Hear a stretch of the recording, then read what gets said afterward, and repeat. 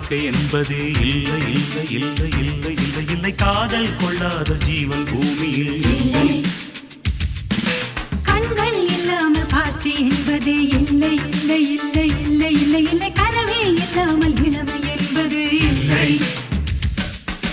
தண்ணீர் இல்லாமல் எந்த மீனும் இல்லை இல்லை இல்லை இல்லை இல்லை இல்லை தலைவி இல்லாமல் காதல் காவியம் இல்லை.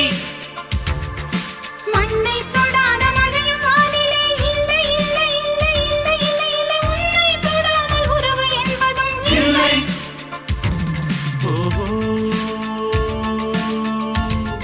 இந்த இயற்கையெல்லாம் நம் இருவரையும் கண்டு மலித்ததென்ன.